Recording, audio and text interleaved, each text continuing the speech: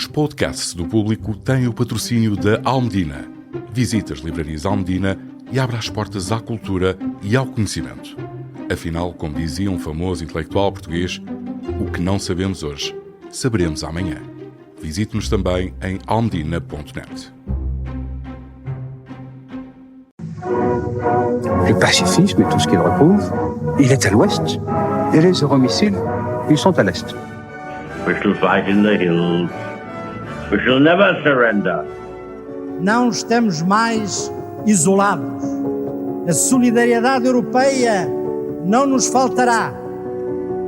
Diplomatas, um podcast de análise da atualidade internacional com Teresa de Sousa e Carlos Gaspar. Bem-vindos ao Diplomatas, um podcast do Público e do Instituto Português de Relações Internacionais. O meu nome é David Pontes e estou aqui por vez do anfitrião habitual, o António Saraiva Lima, a saborear um merecido descanso. Comigo estão, como é costume, a jornalista Teresa de Sousa e o investigador Carlos Gaspar. Estamos a gravar este episódio ao fim da manhã do dia 11 de junho.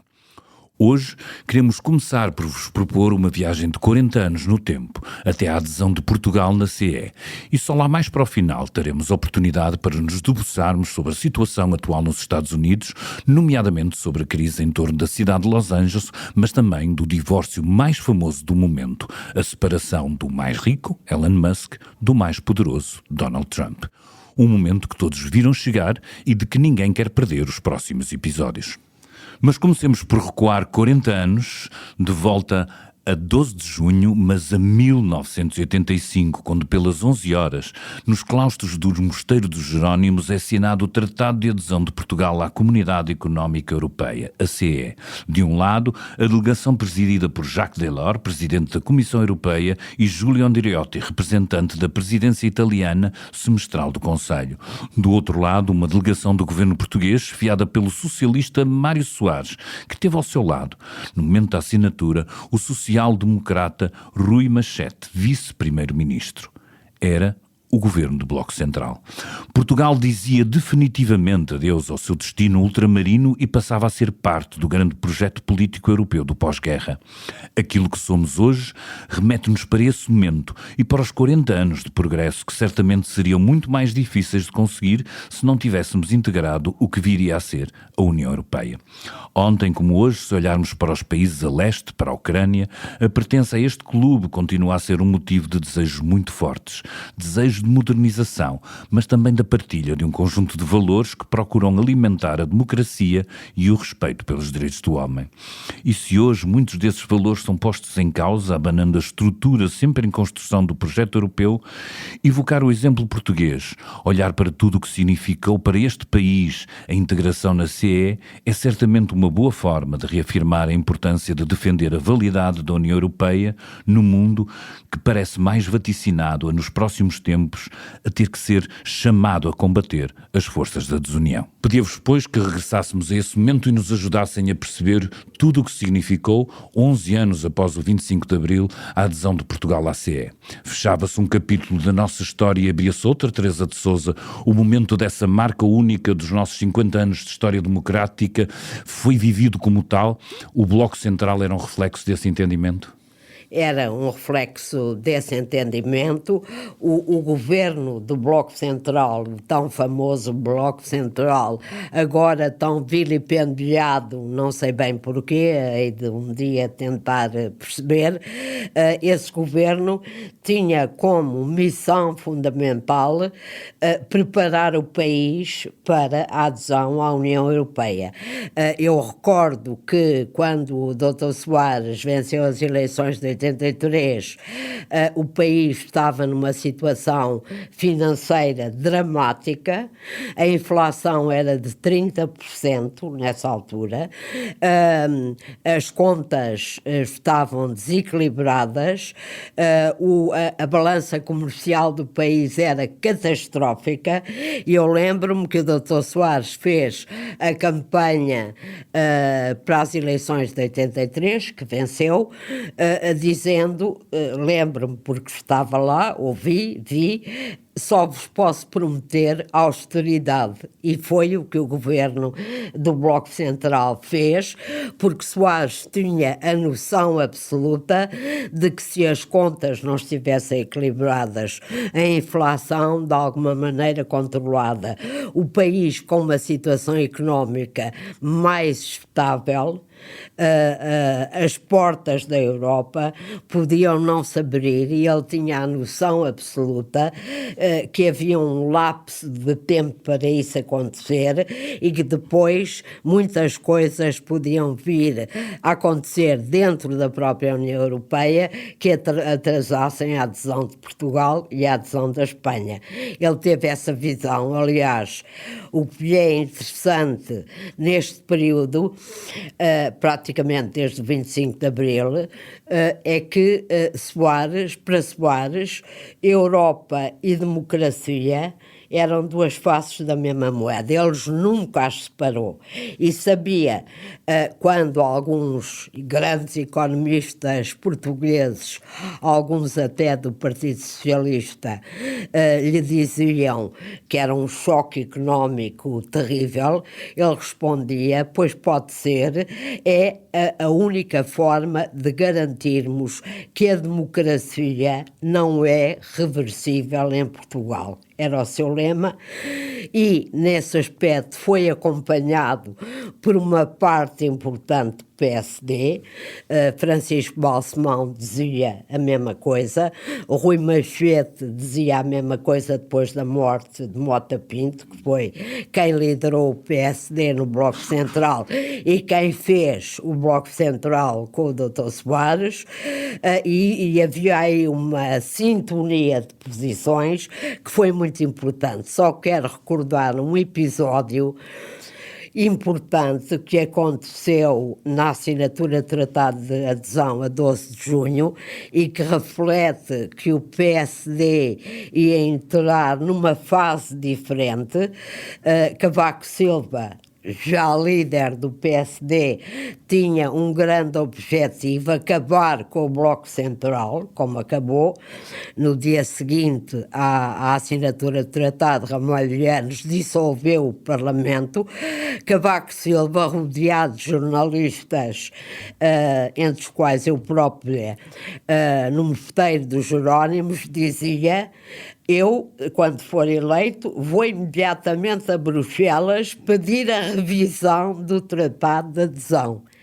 É bom que as pessoas tenham isto ciente na cabeça. Claro que eu também devo acrescentar que Cavaco Silva foi eleito, foi primeiro-ministro, começou a frequentar Bruxelas e fez uma aprendizagem rápida de que, de facto, não havia tratado nenhum para rever, que a União Europeia era uma coisa muito boa para Portugal, mesmo na perspectiva muito economicista e pouco política que ele tinha inicialmente, mas depois aprendeu, e aprendeu muito depressa. Ele diz num livro de memórias, com uma sinceridade quase comovente, que foi Filipe González que lhe explicou, antes de Maastricht, em 1991, que ele não podia querer a coesão económica e financeira e, ao mesmo tempo, rejeitar a união política. Ele diz: foi o Filipe que me convenceu. Ainda bem que o convenceu, e depois o nosso caminho foi sempre com uma clareza estratégica que o engenheiro Guterres vem muito sublinhar até hoje, que é: Portugal tem de combater a sua marginalidade geográfica, estando sempre no centro da construção política da União Europeia. Vivíamos nessa altura, é interessante, Teresa, nomeadamente tu lembrar-nos de um tempo em que os políticos eram capazes de proferir a palavra austeridade durante uma campanha eleitoral. É sempre surpreendente, mas digo eu, Carlos, que vivemos nessa altura o fim das ditaduras do sul da Europa: Portugal, Espanha, Grécia. Esta foi uma oportunidade para a Europa consolidar estes processos de democratização, mas também foi uma oportunidade para reforçar a capacidade de projeto europeu. Perguntado de outra maneira, éramos só um problema ou também uma oportunidade? Éramos sobretudo um problema, mas há, de certa maneira, sobretudo com Brandt e depois com Helmut Schmidt, uma Westpolitik que é complementar da Ostpolitik. E a República Federal da Alemanha queria homogeneizar politicamente a Europa Ocidental no contexto da competição leste-oeste. Para essa competição ser politicamente efetiva, era preciso acabar com as ditaduras na Península Ibérica. Mário Soares é, em Portugal, o dirigente político que tem essa visão desde o primeiro minuto. Ele, aliás, regressa a Portugal a seguir ao 25 de Abril, de comboio, e atravessa a Espanha. E ele atravessa a Espanha, ao contrário de outros que não quiseram correr o risco de atravessar a Espanha, para demonstrar ainda era a uma sua... ditadura. Exatamente, franquista, não é? Franquista. Ele atravessa a Espanha para demonstrar a sua confiança na democratização da Espanha. E Mário Soares era, na oposição democrática, o único dirigente político que defendia a adesão de Portugal às comunidades europeias. Do outro lado, no regime marcelista, havia uma elite tecnocrática que defendia a adesão de Portugal às comunidades europeias, mas na oposição democrática havia uma única pessoa que defendia a adesão às comunidades europeias, era Mário Soares. A adesão de Portugal e da Espanha democráticas às comunidades europeias. Ele tem essa visão clara, tem uma visão estratégica clara desde antes do 25 de Abril e, por milagre, vai conseguir executar o seu programa estratégico, quer na transição revolucionária, quer no período seguinte. Como dizia a Teresa, e muito bem, fê-lo frequentemente sozinho.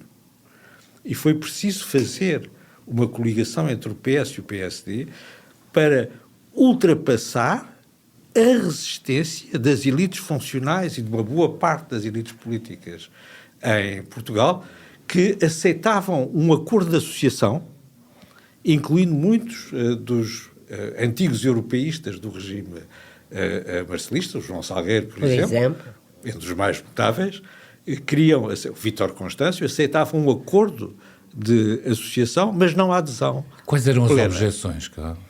Medo. O atraso. As objeções eram inteiramente válidas. Não eram políticas. Eram inteiramente válidas do ponto de vista económico, do ponto de vista social, não é? O impacto era brutal. O impacto era brutal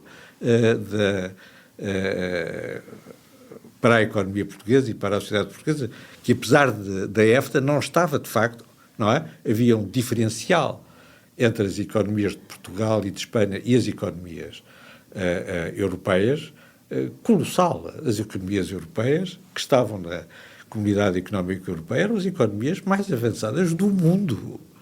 E nós, apesar de tudo, não é? Estávamos de cá atrás. Os argumentos eram inteiramente racionais. Mas não políticos. Mas não políticos. É Soares que tem essa visão estratégica, faz a coligação para impor a adesão, consegue, ao mesmo tempo, com Mitterrand, com Andreotti, ultrapassar as resistências, sobretudo francesas, à integração de Portugal e da Espanha, que tinham ficado coladas umas às outras, de certa maneira, porque a visão europeia representava a Península Ibérica como um todo. Ele fez o Bloco Central para isso, e mesmo no Bloco Central, os que assinam o Tratado de Adesão são dois sociais-democratas, Mário Soares e Jaime Gama. A maioria do Partido Socialista era contra a adesão, e dois democratas cristãos, Hernani Lopes e Rui Magete. A maioria do PSD era contra a adesão.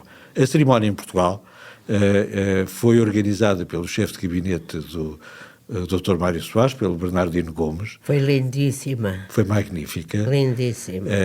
Nos Jerónimos.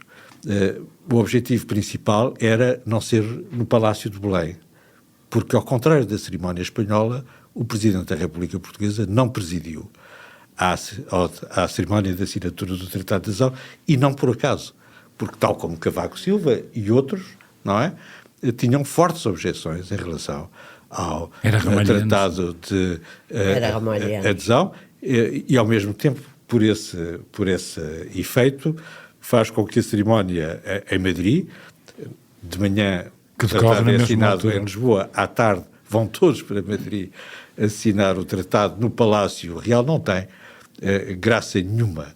Não tem graça nenhuma. A cerimónia portuguesa é, de facto, magnífica e resume aquilo que o David estava a dizer, é o regresso à Europa de Portugal, no sítio de onde partiram os navegadores portugueses. É magnífico e, de facto, marca um ponto irreversível. E podia ter corrido mal, mesmo a partir do dia seguinte, como a Teresa estava a dizer, o novo presidente do PSD e futuro primeiro-ministro, Aníbal Cavaco Silva, queria rever os tratados. Foi Margaret Thatcher, Margaret Thatcher sentava-se ao lado de Cavaco Silva no Conselho Europeu, que lhe explicou que o que era importante era estar dentro, e depois lá dentro fazia-se aquilo que era preciso fazer. Apesar de tudo, muitos mais foram convencidos e, ao longo destes últimos 40 anos, tornou-se uma espécie de consenso nacional a nossa participação na União Europeia. Eu perguntava, Teresa, se esse consenso se mantém inalterável perante os últimos resultados eleitorais, em que vimos crescer forças que têm como correligionários partidos que normalmente colocam em causa a coesão europeia, até porque defendem princípios contrários ao próprio espírito da União. Estou, por exemplo, a referir-me à forma como tem instrumentalizado a questão da imigração, e estou-me a lembrar da iniciativa dos socialistas no poder na Dinamarca, da primeira-ministra Mette Frederiksen, e da italiana Giorgia Meloni, que com mais 7 países pretende reformular a Convenção Europeia dos Direitos do Homem, elaborada pelo Conselho da Europa após a Segunda Guerra Mundial, em particular naquilo que toca respeito aos direitos dos requerentes de asilo e imigrantes. A Europa atravessa um momento extremamente difícil, não vamos ter ilusões acerca disso. Tem uma guerra na sua fronteira leste e uma ameaça direta à sua segurança. Tem do outro lado do Atlântico um presidente americano que, pela primeira vez na história da América desde a Segunda Guerra Mundial, é contra a União Europeia, é contra a União Europeia, faz dos aliados europeus inimigos de estimação. A Europa está neste quadro com inimigos internos, adversários internos, cada vez mais fortes, que se traduzem na ascensão praticamente imparável dos movimentos e dos partidos de extrema-direita, populistas, nacionalistas. Estes partidos são anti-europeus, mas têm seguido nos últimos anos o conselho de Thatcher a Cavaco. Dentro é que se deve estar, porque mudaram a sua estratégia e, em vez de serem anti-europeus, anti-euro e defenderem os Brexits noutros países, perceberam que não é por aí que podem ir, porque a adesão dos europeus em geral à União Europeia ainda é muito grande, porque o Brexit se revelou um desastre para o Reino Unido e eles não querem o mesmo desastre para os respectivos países e, portanto, passaram a ter a estratégia de mudar a Europa por dentro. Isso é um perigo. Há, da parte de alguns governos europeus, sejam eles de centro-direita ou, como disseste, o governo dinamarquês de centro-esquerda, que procuram responder àquilo que pensam que são as razões do crescimento da extrema-direita, empunhando algumas das suas bandeiras. Não há uma receita na Europa comprovada para se combater esses partidos. Agora, voltando a Portugal, o facto de termos hoje um partido tão forte como o Chega, com uma representação parlamentar maior do que a do Partido Socialista, o grande partido obreiro da integração europeia, obriga certamente, de novo, o PS e o PSD a pensarem bem como é que devem levar a cabo a sua estratégia europeia, que continua a ser manter Portugal no centro da Europa e não pensar apenas em fundos ou numa estratégia apenas económica, para travar aquilo que pode ser, num dia destes, mais perto talvez do que longe, um discurso de André Ventura, alinhado com o de Orbán, com a Le Pen, com menos, mas alguma coisa, com Meloni. Ou seja, os dois partidos centrais do regime da democracia portuguesa vão ter de voltar a entender-se sobre uma estratégia muito clara de defesa do nosso percurso europeu e de defesa da União Europeia, tal como a conhecemos hoje, assente em valores de democracia, direitos humanos, abertura, tolerância, que são o seu ADN fundamental. É sempre esta questão da imigração que parece neste momento um dos maiores desafios e eu referi a Carlos, não foi só o pacto de Meloni e Frederiksen. Em Itália, neste fim de semana, um referendo onde se votava, nomeadamente para cortar metade do tempo necessário para a pessoa poder adquirir a nacionalidade italiana. Só compareceram cerca de 30% dos votantes, insuficiente para que o referendo seja considerado, e a questão que eu colocava é que há um crescente número de cidadãos europeus que defende maiores restrições à imigração e não menores. Meloni, que apelou ao boicote e que acabou por vencer, é nesta perspectiva uma radical ou uma realista? As duas coisas não são incompatíveis e neste caso a direita, o governo italiano, soube reconhecer não é, a posição dos eleitores e em vez de travar uma batalha política decisiva, retirou-se e deixou a coisa cair. Os italianos fazem política há muito tempo e, portanto, mesmo antes de serem italianos. Fizeram bem desse ponto de vista, é uma estratégia não apenas realista, mas inteligente. A primeira coisa que há que fazer na política de imigração é não rever as convenções, mas passar a recuperar uma distinção fundamental entre o que são exilados políticos ou refugiados políticos, refugiados humanitários, não é a mesma coisa, e imigrantes, tucu, que ainda é outra coisa. Isso é elementar. Esta distinção é muito pouco feita pelas autoridades, o que revela um declínio da cultura política europeia, da cultura política dos direitos humanos bastante inquietante. É pouco feita também na mídia, o que também não ajuda as coisas a avançar. E depois é preciso restabelecer as fronteiras. A União Europeia precisa de reconhecer, e está a tentar reconhecer desde há alguns anos, o Presidente Putin tem ajudado, de que é preciso ter fronteiras. A União Europeia não é um projeto universal, não é um projeto de expansão universal, tem fronteiras. Tem fronteiras. E se tem fronteiras, é preciso garantir a segurança nessas fronteiras para as pessoas se voltarem a sentir em segurança em relação a essa matéria.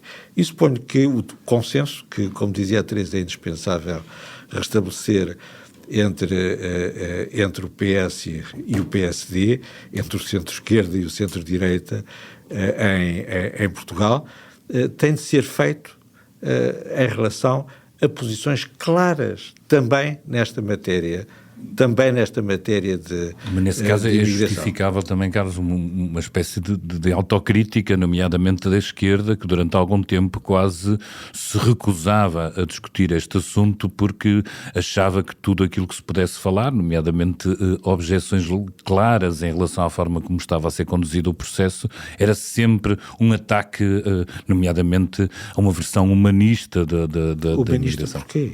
Porquê que é humanista não fazer distinção entre exilados políticos, refugiados humanitários e imigrantes? O que é humanista nisso? Ao contrário, é uma visão ideológica que prevalece sobre os direitos humanos, sobre a cultura jurídica e a cultura humanista dos direitos humanos. A ideologia justamente passa a ferro essas distinções, não se sabe bem em nome de quê.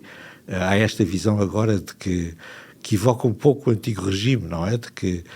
Do multiculturalismo. Nós também éramos uma única nação do Minha-Timor, Deus sabe o que é que isso quer dizer, e agora somos multiculturais e multirraciais, e portanto não há distinções entre coisa nenhuma e entre nada. Isso é contra os direitos humanos. E os direitos humanos em matéria de imigração começam por essa distinção entre refugiados políticos. É sagrado. O Kant já fazia essa distinção. As democracias só têm obrigações em relação aos refugiados políticos. Há um debate sobre se isso deve alargar aos refugiados humanitários. É um debate inteiramente Justo. legítimo, sim, mas é um debate. Não é a mesma coisa ser perseguido na sua terra e ser obrigado pelas circunstâncias a partir. E, evidentemente, a imigração é outra coisa. As democracias não têm nenhuma obrigação em relação aos imigrantes na tradição humanista kantiana.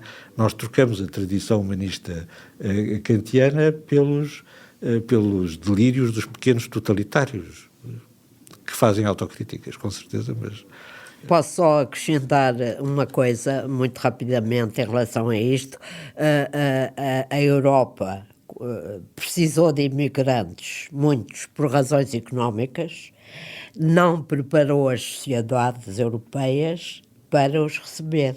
Portanto, há aqui um desfazamento entre a economia e a preparação da sociedade, e quando eu falo em preparação da sociedade, não é só em Portugal, na Europa toda, é nos serviços públicos, na integração, no ensino, na educação, não preparou, e agora há esse choque entre as necessidades económicas e a capacidade da sociedade para servir também essas pessoas de que precisa. Contraste grande então de que lembrar em relação, por exemplo, àquilo que aconteceu nos anos 60, quando a Alemanha se preparou para receber imigrantes portugueses que necessitava para a sua economia. Exatamente, ou a França, para a construção civil.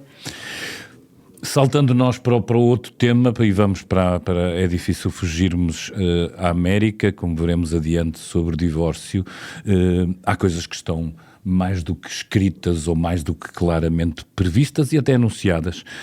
Chegamos ao ponto em que Trump mobiliza tropas regulares para intervirem numa cidade de maioria democrata, nada que ele não tenha ameaçado em diversas vezes. A vontade dele de perseguir os seus opositores com a força é declarada.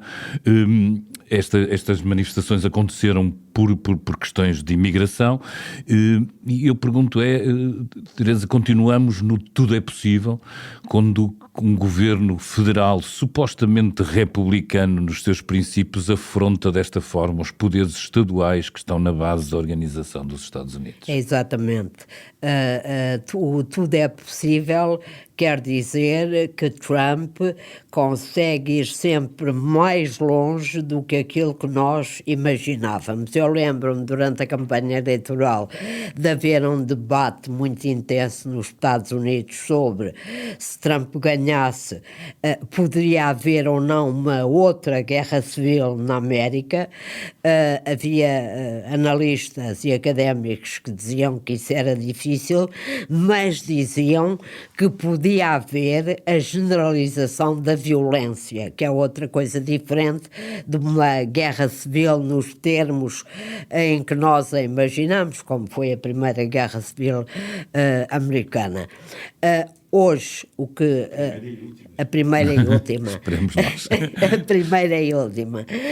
Ora bem, o que é que vemos neste momento em Los Angeles, num estado azul entre os azuis, ou seja, democrata por tradição, vemos que Donald Trump está a pôr em prática uma espécie de template ou de modelo para aquilo que ele diz, ele próprio diz que pode acontecer em qualquer parte da América, que é desencadear rusgas contra imigrantes alegadamente ilegais que começaram por ser na rua, passaram a ser nas casas, foram para os tribunais e agora entraram numa fase nova dos locais de trabalho, ainda não tinham entrado, provoca uma onda de protestos, essa onda de protestos dá-lhe justificação ou alegada justificação, embora seja inconstitucional,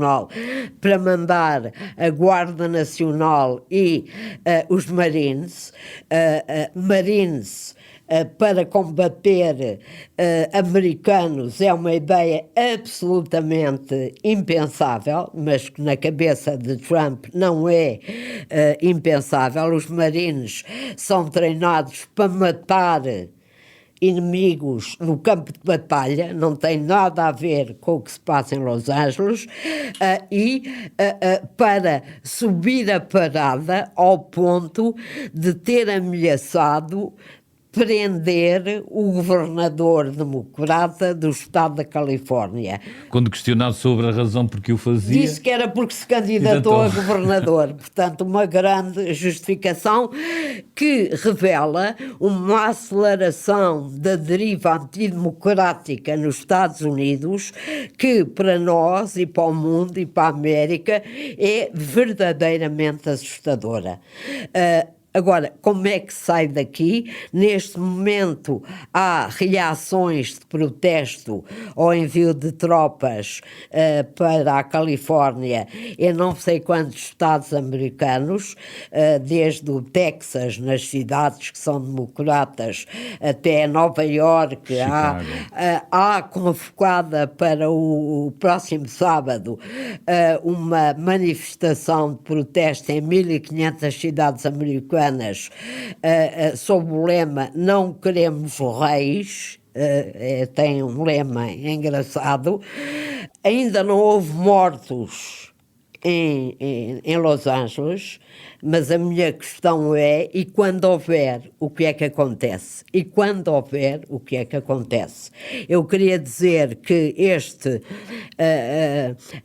protesto, esta vaga de protestos, de manifestações em defesa dos imigrantes, começou num restaurante italiana em San Diego, de uma maneira muito simples. Eles entraram no local de trabalho, a Polícia de Estrangeiros e Fronteiras americana, WICE, foram às cozinhas prender imigrantes alegadamente ilegais. Os clientes vieram todos para a rua protestar contra a polícia, que meteu os imigrantes nos carros, e os clientes impediram os carros de partir, e foi a partir daqui que se generalizou. Portanto, uma coisa pequena em que clientes de um restaurante italiano resolvem protestar transforma-se em algo que está a contaminar os Estados Unidos. Onde é que vamos parar?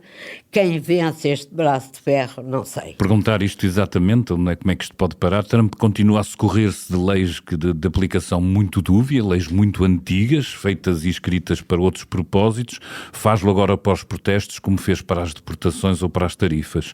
Pelos poderes que evoca, há neste momento uma rebelião em Los Angeles, uma invasão de gangues venezuelanos e extraordinárias ameaças estrangeiras à economia americana. É assim que resume o New York Times este recurso.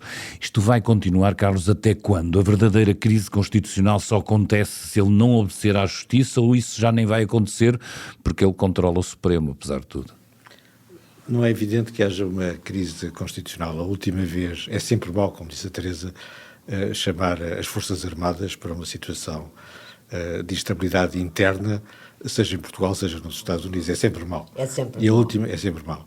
O Presidente dos Estados Unidos tem esse poder. A última vez que o usou foi na Universidade de Kent, em 1970, e houve mortos. Houve mortos entre os estudantes que se manifestavam contra a guerra do Vietnã.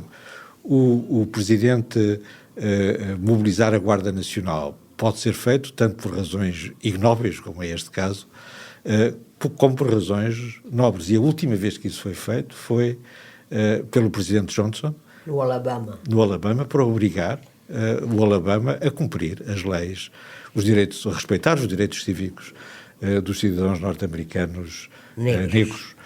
Foi um momento muito importante e, portanto, a Constituição dos Estados Unidos também isso, é um Estado federal, mas justamente há leis federais que se podem impor quando os Estados não cumprem a lei, o que obviamente não é aqui o caso. Há um semi-precedente que é a tentativa do primeiro Trump, do primeiro presidente Trump, a mobilizar as Forças Armadas norte-americanas na sequência da revolta por causa do caso Floyd. E nesse caso havia uma verdadeira revolta, coisa que não existe. O Black Lives Matters. O Black Lives Matters foi um movimento de uma violência bastante impressionante e felizmente o chefe de Estado-Maior-General das Forças Armadas norte-americanas explicou-lhe que era má ideia e conseguiu... Resistiu à sugestão dele de porque é que não lhes dão os tiros nas pernas. Conseguiu prevalecer sobre o Presidente. Portanto, e o hoje em dia não há... também. E o Secretário da Defesa também. Hoje em dia não há nem Secretário da Defesa, nem chefe de Estado-Maior-General das Forças Armadas. Há um personagem chamado Stephen Miller que tem que sugerir isto tudo. Com bom senso. Quem vai ganhar neste momento é quem tem a iniciativa estratégica e, como também disse a Teresa, quem tem a iniciativa estratégica aqui é o Governo Federal, que quer fazer um caso exemplar na Califórnia, um Estado democrático, o maior Estado democrático, o maior Estado americano dos Estados Unidos. Nós estamos a falar da quarta economia mundial, não é Luxemburgo, nem o Ohio, não é? Que tem um governador democrático, candidato virtual à próxima eleição presidencial em 2028, e esta administração quer fazer aqui um caso exemplar, quer que as coisas corram muito mal, quer que os manifestantes venham para a rua mascarados, queimar carros com a bandeira mexicana, sim, quer isso, vai transformar isso em todas as teorias da conspiração possíveis e imaginárias, mobilizou a Guarda Nacional. Neste momento estão vários milhares de soldados da Guarda Nacional em Los Angeles. Há um recolher obrigatório na cidade de Los Angeles, é a segunda maior cidade dos Estados Unidos, e os fuzileiros navais estão presentes. É preciso compreender porque é que isto é importante para Trump, para Vance e para Miller. A Califórnia é o símbolo dos anos 60, é o símbolo da viragem à esquerda na política americana, e esta direita reacionária quer destruir essa América. E vai fazer isso a partir da questão da imigração, onde tem um claro apoio maioritário da opinião pública norte-americana, não apenas para restaurar as fronteiras, mas para executar uma política de deportação. As guerras da deportação são uma iniciativa do governo federal e, neste momento, a oposição, designadamente o Partido Democrático, está dividido sobre esta questão.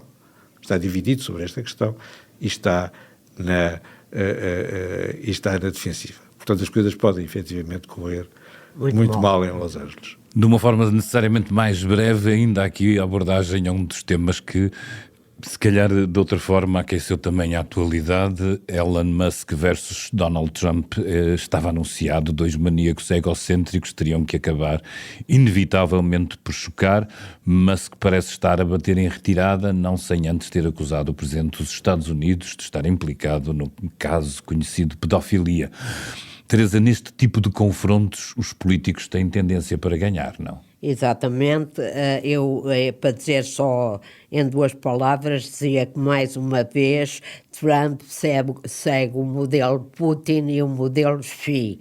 Putin aproveitou os oligarcas, os homens muito ricos da Rússia, para chegar ao poder. Quando chegou ao poder, disse-lhes: quem manda sou eu. Xi, quando o grande, o CEO da Alibaba, um dos homens mais ricos do mundo,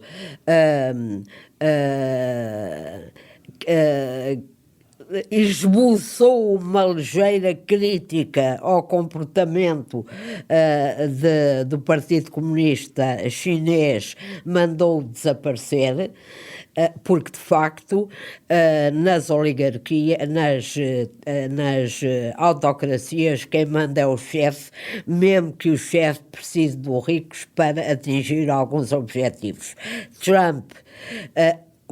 Musk foi muito útil a Trump pelo dinheiro e pelo seu megafone mundial que se chama Tweet, que se chama X hoje. Neste momento é um empecilho e, portanto, Trump acabará por... sem muita facilidade, porque, como lembrou a NASA no dia seguinte à polémica Musk-Trump, sem o Musk não podem ir buscar os astronautas que estão na estação internacional. Portanto, o Pentágono depende em grande medida do Starlink. Portanto, há aqui ainda um equilíbrio de forças, mas mesmo assim vai prevalecer a política. Carlos, pela primeira vez o mundo MAGA teve 2 dos seus maiores figuras em confronto. Aprender alguma coisa com isso ou simplesmente Trump sai mais forte, como a Teresa sublinhava? Com certeza que sim. O primado da política é uma boa regra. É uma regra que nem os marxistas nem os funcionalistas percebem, mas que é partilhada quer pelas democracias, quer pelas autocracias. Nas autocracias, o Khodorkovsky esteve 10 ou 20 anos na cadeia. Alguns dos empresários chineses não voltaram a aparecer, não é? O pobre Elon Musk, o mais extraordinário é que ninguém o defendeu. Foi difícil. Incluindo os seus amigos portugueses. Está órfão de apoios. E assim terminamos estes Diplomatas. Foi um enorme prazer estar aqui com vocês. Para a semana de regresso, o António Saraiva Lima com os nossos habituais comentadores. Obrigado. O podcast Diplomatas é uma parceria Público-IPRI, Instituto Português de Relações Internacionais. Para não perder os novos episódios, subscreva este podcast do Público na sua aplicação preferida. Para além deste programa, há mais para descobrir em público.pt/podcasts. O Público fica no ouvido.